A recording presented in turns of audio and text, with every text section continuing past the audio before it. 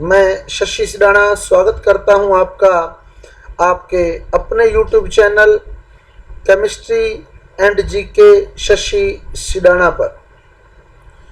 Students, हमारे read jet पटवार RPSC SI SSC या किसी भी कॉम्पिटिटिव एग्जाम की जनरल साइंस संबंधी व्हाट्सएप ग्रुप में जुड़ने के लिए स्क्रीन पर दिए गए मोबाइल नंबर 9928782905 पर अपना नाम व पता लिखकर व्हाट्सएप कीजिए। आपको संबंधित ग्रुप में ऐड कर लिया जाएगा, जिसके नियमित लेक्चर आपको प्राप्त होते रहेंगे। तो इस वीडियो में हम बात कर रहे हैं एक बड़ी खबर, रीट लेवल 2 के विद्यार्थियों के लिए एक बड़ी खबर। साइंस एंड मैथ से जो स्टूडेंट है उनके लिए अनाउंसमेंट की जा रही है टेस्ट सीरीज 2 की। टेस्ट सीरीज 2 की अनाउंसमेंट के साथ साथ टेस्ट सीरीज 1 का रिजल्ट और मेजर टेस्ट का फुली एक्सप्लेनेशन, एक एक क्वेश्चन का आंसर एक्सप्लेन किया जाएगा आपको इस वीडियो के अंदर। तो टेस्ट सीरीज 2 जो है वो आपकी 15 सितंबर से प्रारंभ होकर 20 अक्टूबर तक चलेगी, जिसमें 7 टेस्ट का आयोजन किया गया है। और इस टेस्ट सीरीज में भी पूर्व की टेस्ट सीरीज की भांति प्रथम आने वाले विद्यार्थी के लिए 5100 रुपए का नगद पुरस्कार रखा गया है।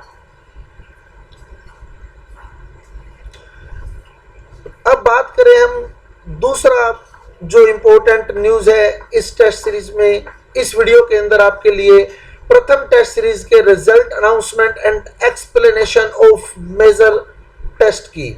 तो सबसे पहली बात हम करेंगे मेजर टेस्ट के एक्सप्लेनेशन की। स्टूडेंट्स, तो अब हम बात कर रहे हैं हमारे मेजर टेस्ट के एक्सप्लेनेशन की। प्रत्येक क्वेश्चन का आंसर और जहां भी थोड़ा टिपिकल आंसर होगा उसका एक्सप्लेनेशन मैं पूरी तरह से दूंगा आपको इस वीडियो के अंदर। तो पहला क्वेश्चन था आपके पास, वी इलेक्ट्रॉनिकरण अभिक्रिया है। वी इलेक्ट्रॉनिकरण मतलब इलेक्ट्रॉन का निकलना। तो इलेक्ट्रॉन का निकलना ऑक्सीकरण कहलाता है। तो पहले क्वेश्चन का आंसर था आपके पास डी। दूसरा क्वेश्चन था OH समूह। तो OH समूह पहचान है अल्कोहल की। एल्डिहाइड की पहचान CHO ग्रुप होता है। कीटोन की पहचान CO ग्रुप होता है। कार्बोक्सिलिक अम्ल की पहचान COOH ग्रुप होता है और अल्कोहल की पहचान OH ग्रुप होता है। तो आपके पास क्वेश्चन था OH समूह की पहचान। तो किसकी पहचान है? OH, अल्कोहल की।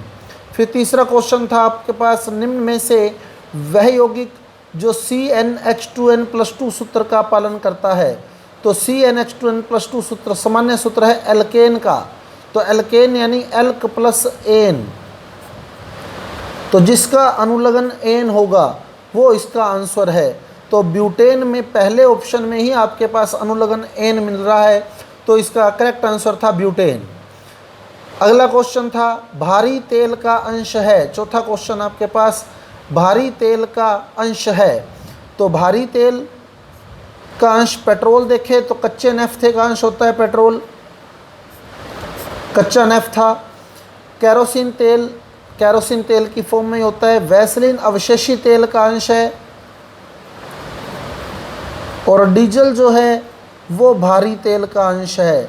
अब आपसे क्वेश्चन पूछा गया था भारी तेल का अंश, तो यहाँ करेक्ट आंसर आएगा आपका डीजल। निम्न में से कौन सी स्पेक्ट्रम रेखा का संबंध दृश्य प्रकाश से है? तो स्पेक्ट्रमी रेखा के आधार पर जो श्रेणियां बनती हैं, लाइमन, बामर,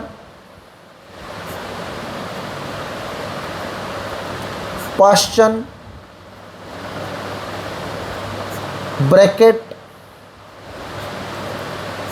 फुंड और हम्फ्री, ये श्रेणियां हैं लाइमन, बामर, पाश्चन, ब्रैकेट, फुंड और हम्फ्री स्पेक्ट्रम की। हाइड्रोजन परमाणु के स्पेक्ट्रम की ये श्रेणियां हैं। और स्पेक्ट्रम कैसे बनता है?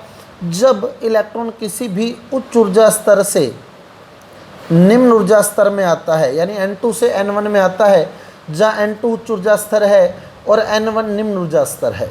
लाइमन श्रेणी कब बनेगी? जब निम्न ऊर्जा स्तर पहला कोश होगा। उच्च ऊर्जा स्तर कोई भी कोश हो सकता है, 7वां, 6ठा, 5वां, चौथा, तीसरा, दूसरा, लेकिन निम्न ऊर्जा स्तर पहला कोश होगा तो लाइमन श्रेणी बनेगी। दूसरा कोश होगा तो बामर श्रेणी बनेगी। तीसरा कोश होगा तो पाश्चन श्रेणी बनेगी। चौथा कोश होगा तो ब्रैकेट श्रेणी बनेगी, पांचवा कोश होगा तो फुंड श्रेणी बनेगी, और निम्न ऊर्जा स्तर अगर छठा कोश है तो हम्फ्री श्रेणी बनेगी।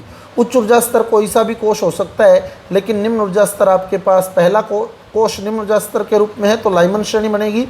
जैसे यहाँ आप देख सकते हैं ये पहला कोश निम्न ऊर्जा स्तर के रूप में है तो ये लाइमन श्रेणी को शो कर रहा है। ये चौथा कोश निम्न ऊर्जा स्तर के रूप में आपको दिखाई दे रहा है तो ये ब्रैकेट श्रेणी को शो कर रहा है।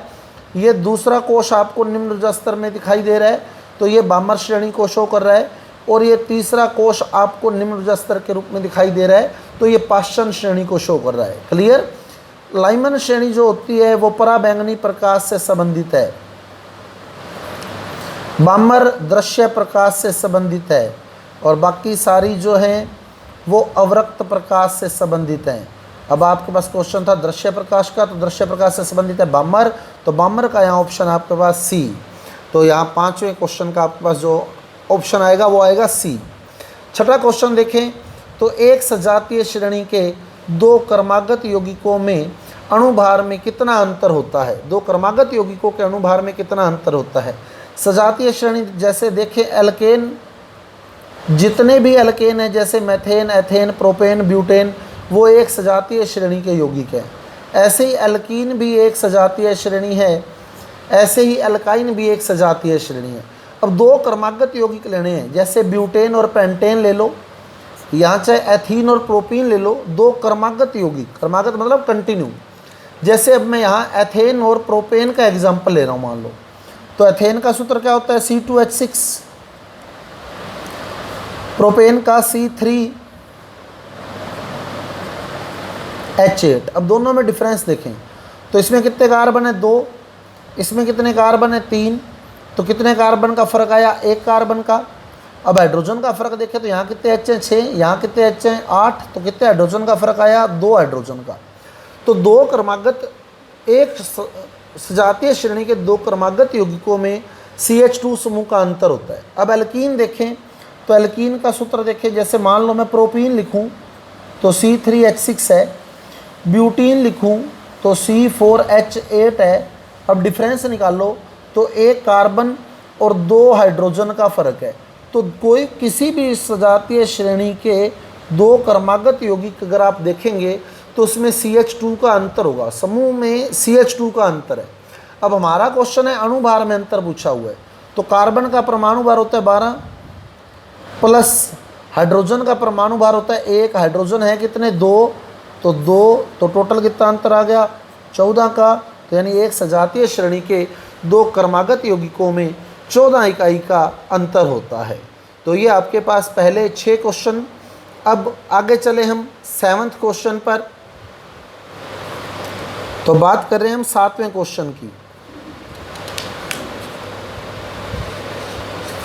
तो 7वां क्वेश्चन था आपके पास नमक और शर्करा के मिश्रण के शोधन में प्रयुक्त होने वाली विधि है। तो आसवन जो है वो वाष्पशील द्रवों के लिए किया जाता है। क्रिस्टलन जब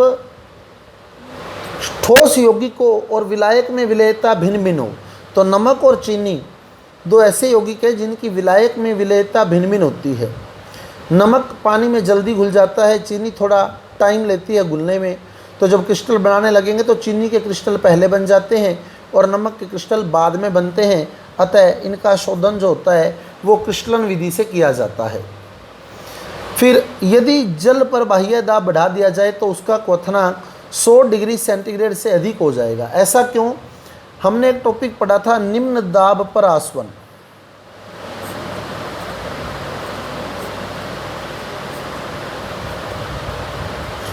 निम्न दाब पर आसवन, तो उसमें मैंने आपको बताया था जब दाब कम कर दिया जाता है तो जो यौगिक होता है वो अपने क्वथनांक से कम ताप पर ही बॉयल हो जाता है। जैसे मान लो किसी का क्वथनांक 72 डिग्री सेंटीग्रेड था, अपने अगर दाब कम कर दें इस पर तो ये 68 डिग्री सेंटीग्रेड पर ही बॉयल होने लग जाएगा, यानी इसका जो क्वथनांक है वो 68 डिग्री सेंटीग्रेड हो जाएगा।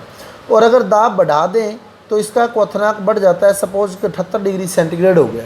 तो दाब बढ़ाने पर क्वथनांक बढ़ता होता है और दाब कम करने पर क्वथनांक घटता होता है। ला शातलिए का नियम आता है रसायन विज्ञान में। तो जब वो नियम जेट एग्ज़ाम के लिए मैं क्लियर करूँगा बहुत जल्द, तो उसमें आप इसको पूरा क्लियर कर सकते हैं। और बाकी प्रेशर कुकर में जो सिद्धांत लगता है वो यही सिद्धांत लगता है, प्रेशर कुकर में दाब बढ़ा दिया जाता है, इसीलिए उसका नाम है प्रेशर कुकर। प्रेशर यानी दाब, कुकर यानी पकाने वाला, तो वो उच्च दाब पर सब्जियां बनाता है। तो प्रेशर कुकर में दाब बढ़ा देते हैं, दाब बढ़ाते ही जल का क्वथनांक 100 डिग्री सेंटीग्रेड से ज़्यादा हो जाता है, यानी जल 100 डिग्री सेंटीग्रेड पर नहीं उबलता, तो जल उसमें बहुत ज़्यादा गर्म हो जाता है, इसलिए प्रेशर कुकर में सब्जियां जो होती हैं वो बहुत अच्छे तरीके से गलती हैं। तो दाब अगर बढ़ा दिया जाता है तो पानी का क्वथनांक 100 डिग्री सेंटीग्रेड से ज़्यादा हो जाता है। फिर गैसोलीन है, तो गैसोलीन एन हेप्टेन और आइसोओक्टेन का मिश्रण होता है गैसोलीन, एन हेप्टेन और आइसोओक्टेन का मिश्रण। फिर निम्न में से अति असंतृप्त यौगिक है। असंतृप्त वो होता है जिसमें द्विबंध या त्रिबंध हो, तो ब्यूटेन में सारे बॉन्ड सिंगल हैं, सिंगल है तो ये संतृप्त है। पेंटीन में एक डबल बॉन्ड है, प्रोपाइन में एक ट्रिपल बॉन्ड है।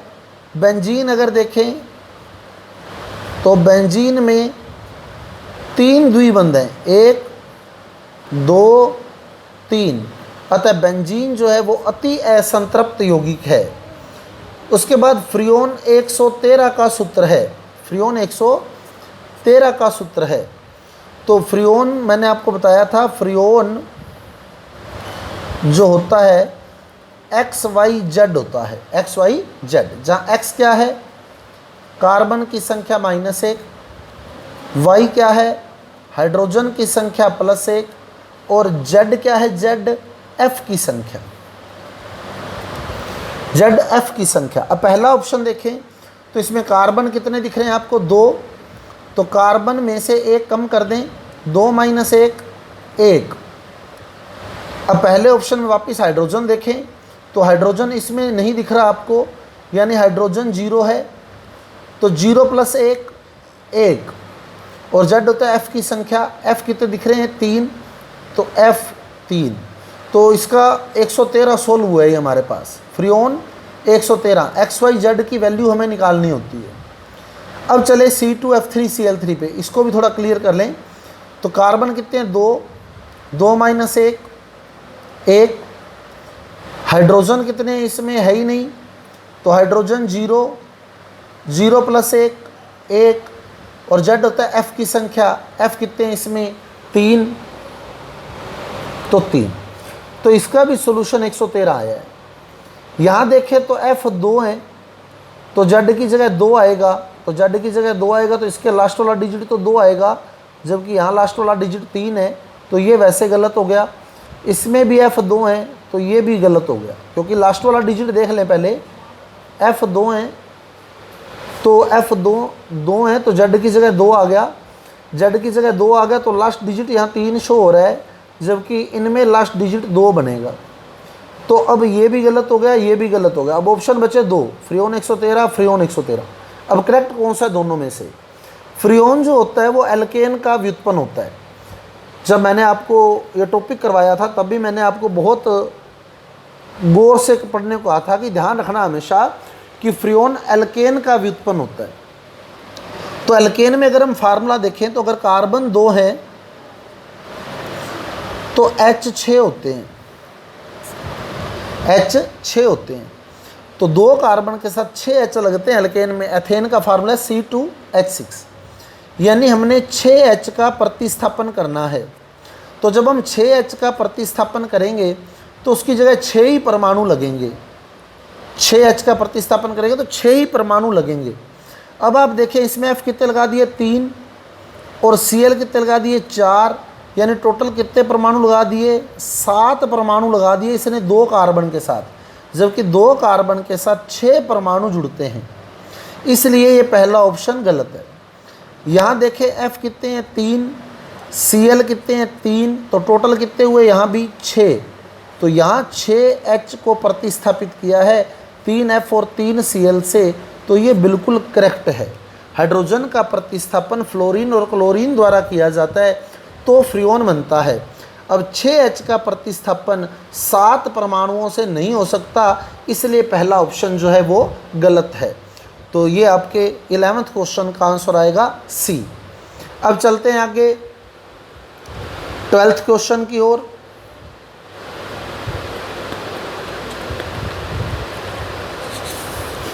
तो निम्न में से असंतृप्त यौगिक है। अब असंतृप्त यौगिक जो होता है वो एल्कीन या एल्काइन होता है।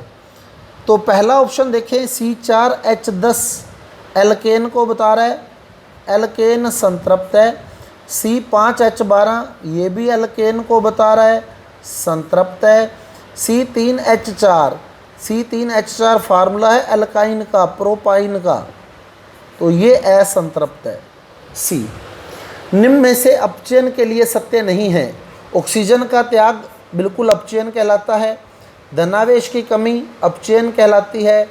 हाइड्रोजन का योग अपचयन कहलाता है। धन विद्युतीय तत्व का त्याग ऑक्सीकरण कहलाता है। तो यहाँ अपचयन के लिए सत्य नहीं है धन विद्युतीय तत्व का त्याग, क्योंकि धन विद्युतीय तत्व का त्याग जो है वो ऑक्सीकरण कहलाता है। फिर 14वें ऑप्शन क्वेश्चन पे चलें अपने। AgNO3 equal to Ag plus NO2 plus O2 का प्रकार है। तो ये मैंने आपको कहा था सिल्वर का कभी भी यौगिक टूट रहा हो तो वो प्रकाश की उपस्थिति में ही टूटेगा। तो ये प्रकाश अपठन है, चाहे वो AgNO3 को तोड़े, चाहे वो AgBr को तोड़े, चाहे वो AgCl को तोड़े, सिल्वर का कोई सा भी यौगिक तोड़े तो हमेशा प्रकाश अपठन ही आंसर आएगा। क्लियर। अब अगला क्वेश्चन चले 15th क्वेश्चन पे। तो NH2- का ब्रोंस्टेड क्षार है। इसका ब्रोंस्टेड क्षार आपसे पूछा हुआ है, यानी ये खुद अम्ल है, क्योंकि अम्ल जो होता है वो क्षार में बदल जाता है। तो ये आपसे पूछा हुआ है कि ब्रोंस्टेड क्षार कौन सा है। तो इसका मतलब ये आपको दिया हुआ है, NH2- आपको दिया हुआ है और ये आपसे पूछा हुआ है। क्लियर। ब्रोंस्टेड क्षार आपसे पूछा हुआ है, इसका मतलब आपको जो यौगिक दिया हुआ है वो अम्ल दिया हुआ है। अब अम्ल क्या करता है, H डोनेट करता है, H+ डोनेट करता है। तो जब आप इससे H+ निकालेंगे तो अभी इसके पास कितने H हैं, 2। तो जब आप इससे एक H निकाल देंगे तो इसके पास एक H बच जाएगा। अब आप ऑप्शन देखें, पहले ऑप्शन में ही आपके पास एक H बचा हुआ है, तो यही ऑप्शन करेक्ट है। दूसरे ऑप्शन में तो 3 H हैं, तीसरे में 4 H हैं और चौथे में H है ही नहीं। तो 15वें का पहला ऑप्शन आपका बिल्कुल सही है। अगले क्वेश्चन पे चलें। एक लवण का जलीय विलयन, उसमें हम नीला लिटमस ले गए तो वो कैसा हो गया, लाल हो गया।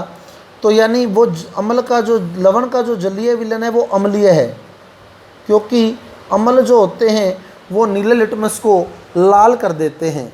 इसका मतलब उस लवण का जलीय विलयन अम्लीय है। अब पहला ऑप्शन अगर आप देखें तो वो दुर्बल क्षार और प्रबल अम्ल का लवण है। तो दुर्बल क्षार और प्रबल अम्ल का लवण जो होता है उसका विलयन अम्लीय होगा, तो वो नीले लिटमस को लाल कर देगा। दूसरा प्रबल क्षार प्रबल अम्ल है, उदासीन है। तीसरा दुर्बल अम्ल प्रबल क्षार है, क्षारीय है। चौथा अम्लीय क्षारीय या उदासीन कुछ भी हो सकता है, क्योंकि इसमें दुर्बल ही अम्ल है और दुर्बल ही क्षार है। तो यहाँ दुर्बल क्षार है, प्रबल अम्ल है, इसलिए ये विलयन हमेशा अम्लीय होगा, तभी ये नीले लिटमस को लाल कर पाएगा। तो 16वें का आपका पहला ऑप्शन करेक्ट है। फिर निम्न में से लुईस अम्ल है। अब 4 ऑप्शन आपको दिए हुए हैं, NH3, NF3, PH3 और BF3। अब पहले तो आप N देखें तो N नाइट्रोजन, कितना परमाणु क्रमांक है नाइट्रोजन का, 7 परमाणु क्रमांक है। पहले कोश के अंदर आप 2 इलेक्ट्रॉन भरते हैं तो दूसरे कोश में 5 बचे बाकी, क्योंकि टोटल 7 इलेक्ट्रॉन है इसके पास। जब पहले कोश में 2 भर दिए तो दूसरे में बचे 5। अब इसके साथ H कितने जुड़े हैं, 3 H जुड़े हैं। इलेक्ट्रॉन कितने थे, 5 में से 3 इलेक्ट्रॉन 3 बॉन्ड बनाने में चले गए, पीछे बचे 2। तो यानी इसके पास लोन पेयर पड़ा है। लोन पेयर पड़ा है तो ये लुईस क्षार होगा, क्योंकि ये इलेक्ट्रॉन दान कर सकता है। लोन पेयर इसके पास पड़ा है। यहाँ भी N है तो इसके पास भी लोन पेयर पड़ा है। क्लियर। N के नीचे ही P आता है आवर्त सारणी में, N के बिल्कुल नीचे ही P आता होता है। तो जब N के पास लोन पेयर तो इसका मतलब P के पास भी लोन पेयर है। तो ये तीनों लुईस क्षार हैं। तो चौथा ऑप्शन जो है वो लुईस अम्ल का होगा। इसे भी मैं क्लियर कर देता हूँ। बोरोन आवर्त सारणी में 5 नंबर पे आता है। पहले कोष में 2 इलेक्ट्रॉन, दूसरे कोष में 3 इलेक्ट्रॉन। अब ये तीनों के तीनों इलेक्ट्रॉन बॉन्ड बनाने में चले गए, क्योंकि इसके साथ 3 F जुड़े हैं। तो बी के तीनों इलेक्ट्रॉन बॉन्ड बनाने में पार्टिसिपेट कर गए। तो हर बॉन्ड में कितने इलेक्ट्रॉन होते हैं? 2। तो 2 इलेक्ट्रॉन इसके, 2 इलेक्ट्रॉन इसके, 2 इलेक्ट्रॉन इसके, तो टोटल कितने हुए? 6। अष्टक का नियम कहता है 8 होने चाहिए। तो 8 पूरा करने के लिए क्या करेगा? 2 इलेक्ट्रॉन ग्रहण करेगा। तो जब 2 इलेक्ट्रॉन ग्रहण करेगा तो जो इलेक्ट्रॉन ग्रहण करता है वही लुईस अम्ल कहलाता है। तो इस आधार पर BF3 लुईस अम्ल है। अब चलें आगे 18वें क्वेश्चन की ओर। तो 18वां क्वेश्चन था हमारा, निम्न में से सबसे कम अम्लीय है। तो ये रक्त ही है, क्योंकि रक्त की प्रकृति हल्का क्षारीय, रक्त हल्का क्षारीय होता है, इसलिए यहाँ रक्त आपका आंसर आएगा। सबसे कम अम्लीय रक्त ही है। 19वां क्वेश्चन, 0.02 m सांद्रता वाले NH4OH विलयन जिसका वियोजन जो है वो 10% होता है की pH का मान होगा। अब सांद्रता दी है 0.02, वियोजन हुआ है 10%। 10% का मतलब 10/100, 0 काटोगे तो सोल्यूशन आ गया 0.002। जितना वियोजन होगा उतने ही OH माइनस आएंगे। क्लियर? तो OH माइनस आगे 0.002, पॉइंट हटाओगे तो बट्टे में 1000, 1000 का मतलब 10 की पावर 3। इस 10 की पावर 3 को ऊपर ले जाओ तो 10 की पावर -3। तो ये आपके पास OH आ गए 2 × 10 की पावर -3। तो अब OH आ गए तो POH बनेगी। POH बनाने का तरीका डायरेक्ट बताया था आपको। नेगेटिव में जो पावर है उसको डायरेक्ट लिख लो 3, फ्रंट में जो डिजिट है उसका log लेस कर दिया जाता है। 3 - log 2, log 2 का मान होता है 0.3010, तो यहाँ 0.30 ही मान ले। तो 3 - 0.3 या 3 - 0.30, तो ये सोल्व होगा 2.7। अब pH और POH का योग होता है 14। pH प्लस POH बराबर कितना? 14। तो pH बराबर 14 माइनस POH, तो 14 माइनस 2.7, 14 में से 2.7 घटाएंगे तो 11.3 आपका आंसर आ जाएगा। तो 19वें क्वेश्चन का आंसर आपका 11.3। अब चले हम 20वें क्वेश्चन पे। 20th क्वेश्चन जो हमारा है, एक अम्ल के जलीय विलयन में प्रबल क्षार मिलाने पर। तो ये तो फाइनल है कि जब हम प्रबल क्षार मिला रहे हैं तो OH माइनस बढ़ेंगे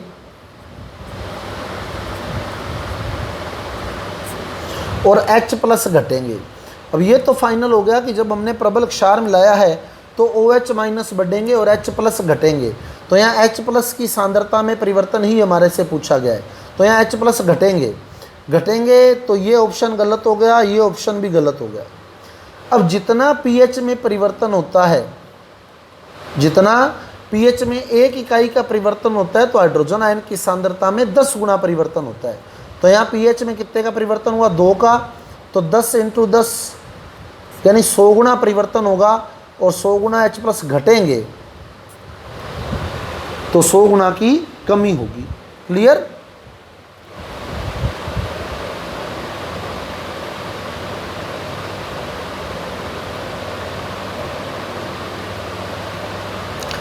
उसके बाद चलें हम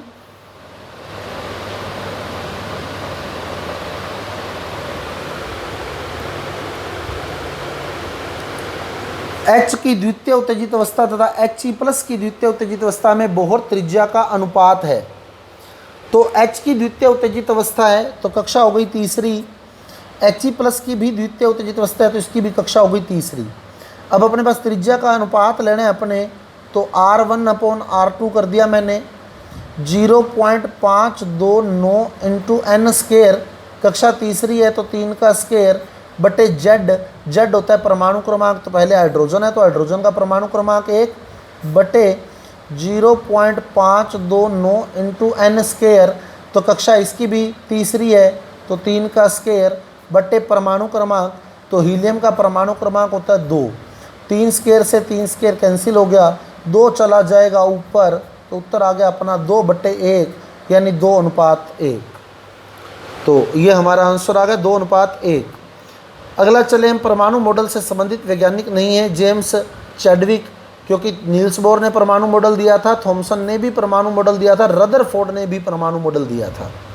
अब चले हम 23वें क्वेश्चन पे। परमाणु की किसी कक्षा में घूम रहे इलेक्ट्रॉन हेतु 2 दीर्घवृत्ताकार पथों की अनुभूति की गई, यानी 2 दीर्घवृत्ताकार पथ जो थे वो खोजे गए। कोई इलेक्ट्रॉन जो है किसी कक्षा में घूम रहे हैं कुछ इलेक्ट्रॉन, तो उस कक्षा में 2 दीर्घवृत्ताकार पथ हैं। तो यानी सोमरफील्ड मॉडल पे हम आ चुके हैं।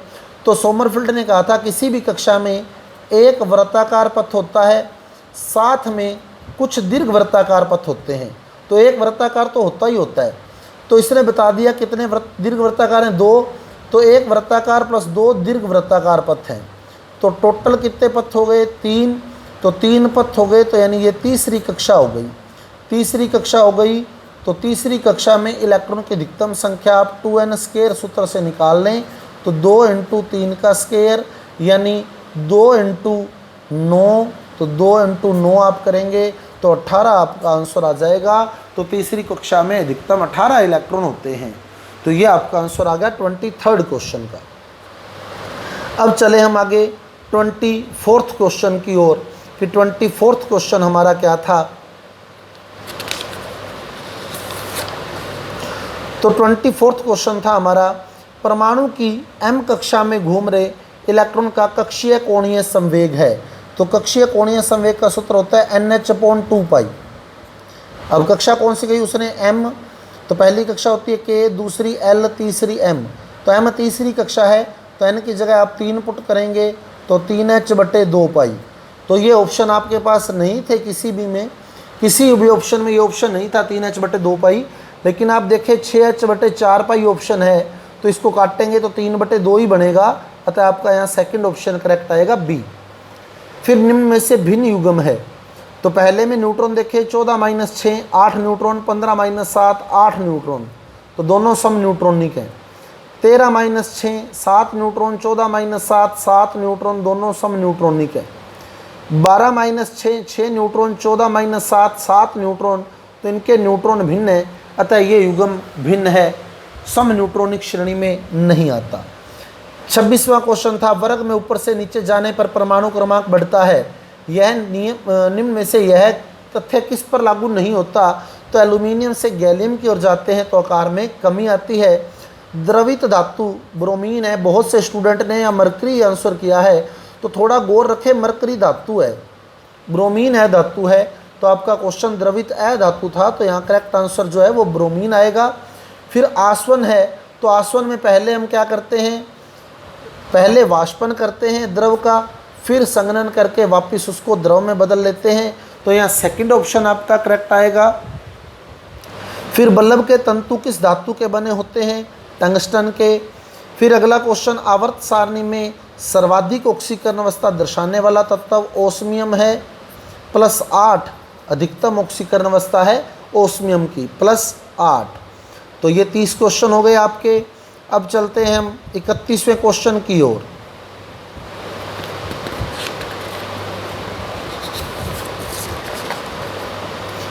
वानस्पतिक उद्यानों में किस अक्रिय गैस के लैंपों का उपयोग होता है। तो वानस्पतिक उद्यानों में नियोन लैंपों का उपयोग होता है, क्योंकि नियोन जो है वो क्लोरोफिल वर्धक है। लूनर कास्टिक का सूत्र होता है AgNO3, अतः ये सिल्वर का यौगिक है। निम्न में से अम्लीय ऑक्साइड है, अम्लीय ऑक्साइड होते हैं अधातु के ऑक्साइड। तो कैल्शियम धातु है, यानी ये क्षारीय ऑक्साइड है। ZnO और Al2O3 दोनों उभयधर्मी होते हैं। सोडियम भी धातु है, ये भी क्षारीय है। सल्फर अधातु है, तो ये अम्लीय ऑक्साइड है। तो करेक्ट आंसर आपका D, SO2। सहजीवी नाइट्रोजन स्थिरीकरण राइजोबियम। दलदल, अगला क्वेश्चन था दलदल में जिस गैस की अधिकता है, तो दलदल में मेथेन गैस पाई जाती है, इसीलिए इसे मार्श गैस के नाम से जाना जाता है। मार्श यानी दलदल। ग्लोबर लवण होता है सोडियम सल्फेट, तो ग्लोबर लवण सोडियम सल्फेट है।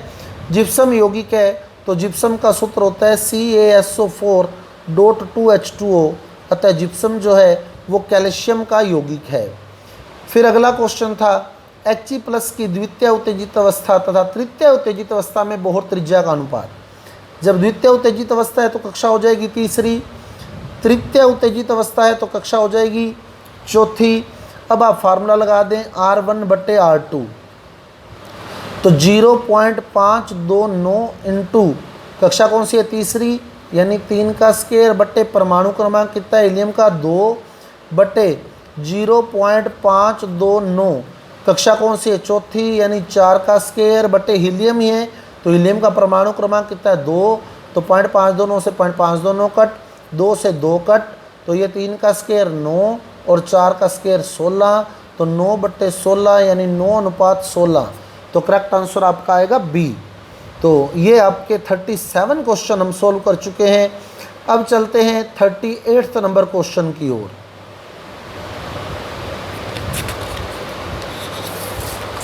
निम्न में से एक रेडियो एक्टिव तत्व है, तो यहाँ बर्केलियम आपका आंसर करेक्ट आंसर है बर्केलियम, क्योंकि बर्केलियम जो है वो एक एक्टिनाइड तत्व है और जितने भी एक्टिनाइड तत्व हैं वो सारे के सारे रेडियो एक्टिव ही हैं।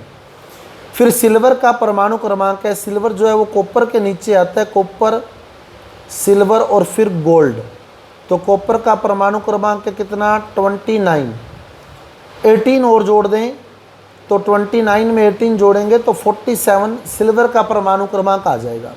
अब ये 18 क्यों जोड़े आपको वो भी बता देता हूँ, क्योंकि कॉपर एक डी ब्लॉक तत्व है, तो डी ब्लॉक तत्व के डी ब्लॉक के बाद आते हैं पी ब्लॉक के 6 तत्व, पी ब्लॉक के 6 तत्व, फिर इधर आएंगे एस ब्लॉक के 2 तत्व, क्लियर, और डी ब्लॉक के आएंगे 10 तत्व, तो 6 पी ब्लॉक के आएंगे, इसके बाद 2 डी ब्लॉक 2 एस ब्लॉक के आएंगे, इसके बाद 10 डी ब्लॉक के आएंगे, फिर सिल्वर आएगा। तो कॉपर के बाद 10 डी ब्लॉक तत्व, 6 पी ब्लॉक तत्व और 2 एस ब्लॉक तत्व आने के बाद सिल्वर आता है, तो 2 और 10 12 और 6 18, तो 18 डायरेक्ट ऐड कर दो तो 47 परमाणु क्रमांक जो है वो सिल्वर का है। फिर आपके पास क्वेश्चन था एसिटिक अम्ल का अणुभार, तो एसिटिक अम्ल का फार्मूला होता है CH3COOH, C का परमाणु भार 12 प्लस H का परमाणु भार 1, तो 3H है तो 3, फिर C का 12, फिर O का 16, फिर O का 16, फिर H का 1, CH3COOH, तो 12 3 15 12 27 16 43 16 59 और 1 60, तो करेक्ट आंसर आपका C। फिर एथिल अल्कोहल 0.5 मोल का द्रव्यमान है, एथिल अल्कोहल का सूत्र होता है C2H5OH, कार्बन का परमाणु भार 12, 12 दूना 24 प्लस 5 29 प्लस 16 45 और H का 1 46 ग्राम 1 मोल है, 1 मोल का द्रव्यमान 46 ग्राम है। अब आपको इस क्वेश्चन में आधे मोल का द्रव्यमान पूछा गया है, तो 23 ग्राम आपका करेक्ट आंसर आ जाएगा 41 का। अब चले 42 नंबर क्वेश्चन की ओर। 27 ग्राम जल में हाइड्रोजन परमाणु के मोलों की संख्या है।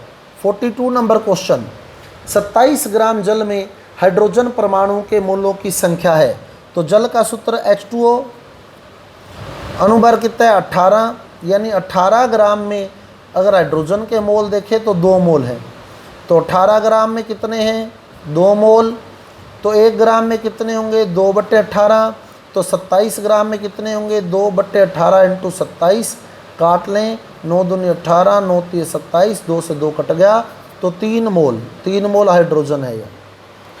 उसके बाद चले 8 ग्राम मैथेन, मैथेन का सूत्र CH4, तो अणुभार निकाले कार्बन का 12, 4H तो 4, 12 और 4 16 का 7 आधा पर आयतन, अणुभार के बराबर अगर द्रव्यमान है तो आयतन होता है 22.4 लीटर, यानी 16 ग्राम का आयतन 22.4 लीटर है। क्वेश्चन में 8 ग्राम दिया है, तो 16 ग्राम का 22.4 लीटर है, तो 8 ग्राम का 11.2 लीटर आएगा। 45 ग्राम एसिटिक अम्ल में हाइड्रोजन परमाणु के मोलों की संख्या है, तो एसिटिक अम्ल का अणुभार अपने भी पढ़ा था 60, सूत्र है इसका CH3COOH। तो अब आप गौर करें तो 3 और 1 4H हैं इसके पास, 60 ग्राम में हाइड्रोजन के 4 मोल हैं, तो 1 ग्राम में 4/60 हो जाएंगे। आपसे पूछे गए हैं 45 ग्राम में, तो इंटू 45 कर दें, तो 60 ग्राम में 4 मोल, तो 1 ग्राम में होगा 4/60, तो 45 ग्राम में होगा 4/60 इंटू 45, 15 तो ये 45, 15 चौके 60, 4 से 4 कट 3 मोल आंसर आएगा आपका। फिर ग्लूकोज में कार्बन की प्रतिशत मात्रा है। ग्लूकोज का सूत्र C6H12O6। सोल्व करेंगे अनुभार इसका, तो 12 छिके 72 प्लस H का परमाणु भार 1 12 प्लस O का 16 16 छिके 96, टोटल हुआ 180। 180 में से जो कार्बन है वो 72 ग्राम है, तो इसका परसेंट निकाल लें। 72/180 इंटू 100, टोटल 180 है, कार्बन 72 है, तो 72/180 इंटू 100, 0 0 कट गई, 18 चौके 72, 4 दाया 40, यानी 40% कार्बन इसमें उपलब्ध है। तो ये आपके 45 क्वेश्चन सोल्व हो चुके हैं। अब अंतिम 5 क्वेश्चन हम डिस्कस करने जा रहे हैं।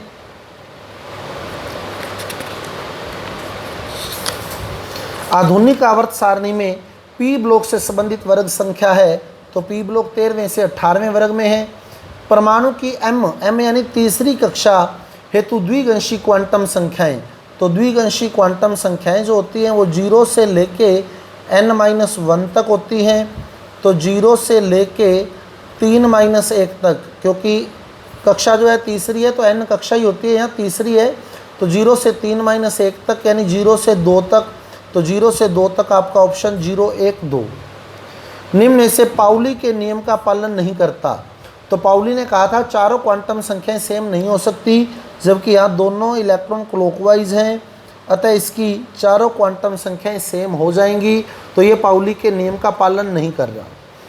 अगला क्वेश्चन था परमाणु क्रमांक 113 का प्रतीक, तो 1 के लिए अण, फिर 1 के लिए अण, फिर 3 के लिए ट्राई और अनुलग्न लगेगा ईएम, तो अण अण ट्राइयम यानी UUT।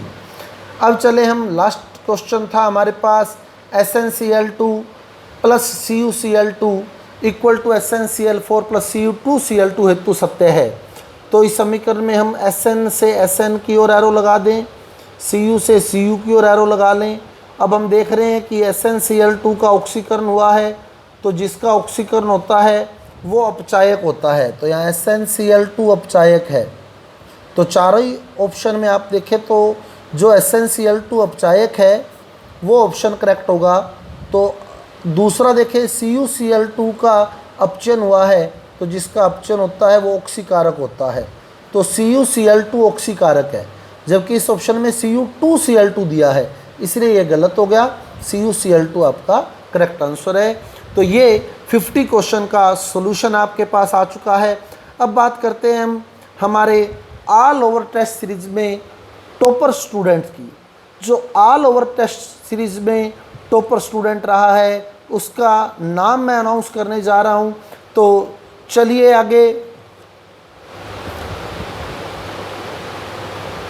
तो मेजर टेस्ट का एक्सप्लेनेशन करने के बाद हम मेजर टेस्ट के रिजल्ट की बात कर रहे हैं। तो मेजर टेस्ट में टोटल 123 विद्यार्थी प्रविष्ट हुए थे। 123 विद्यार्थियों ने ये पेपर दिया था, जिसमें से केवल 2 ही विद्यार्थियों ने 100% अंक प्राप्त किए, यानी 50 में से 50 क्वेश्चन सही किए। एक सुमन चूरू और दूसरे सिद्धार्थ बीकानेर। तो दोनों विद्यार्थियों को बहुत बहुत बधाई। लेकिन जो ओवरऑल रिजल्ट हमारी फर्स्ट टेस्ट सीरीज का रहा है, फर्स्ट रहे हैं इसमें सिद्धार्थ बीकानेर, सेकंड रहे हैं इसमें सुमन चूरू और थर्ड सुनील भादरा हनुमानगढ़। तीनों विद्यार्थियों को बहुत बहुत बधाई। तो मेरी अनाउंसमेंट के अकॉर्डिंग जो प्रथम विद्यार्थी था उसके लिए 5100 रुपए का नगद पुरस्कार। तो कॉन्ग्रेचुलेशन सिद्धार्थ कुमार, जिन्हें 5100 रुपए के नगद पुरस्कार से सम्मानित किया गया है। बात कर रहे हैं हम REET level 2 science and math second test series, जिसमें हमारे टॉपिक रहेंगे chemistry and science and technology से। 15 सितंबर 2020 को यह टेस्ट सीरीज प्रारंभ होगी, जिसमें फर्स्ट टेस्ट 15 सितंबर 2020, जिसमें जो सिलेबस है फाइबर, ऑक्सीजन गैस, नाइट्रोजन चक्र, रासायनिक यौगिकों के सूत्र और रासायनिक समीकरणें। टेस्ट 2 जो कि 20 सितंबर को लिया जाएगा, जिसका सिलेबस रहेगा प्लास्टिक, तत्व यौगिक व मिश्रण, तत्व के प्रतीक, हरित गृह प्रभाव, ग्लोबल वार्मिंग, वैश्विक उष्मीकरण व ऑक्साइड। इसी टेस्ट सीरीज में थर्ड टेस्ट जो आपका लिया जाएगा 25 सितंबर को, साबुन व मार्जक, परमाणु व अणु, परमाणु की संरचना। चौथा टेस्ट जो आपका लिया जाएगा 30 सितंबर को, सीमेंट, अम्ल, क्षार व लवण। पांचवा टेस्ट आपका 5 अक्टूबर को, X ray, laser, CT scan, surgery, ultrasound, hydrocarbon and chlorofluorocarbon. छठा टेस्ट आपका 10 अक्टूबर को, solar system, separation of impurity of substances, coal, petroleum and natural gas. सातवां टेस्ट जो होगा वो होगा आपका मेजर टेस्ट 20 अक्टूबर को।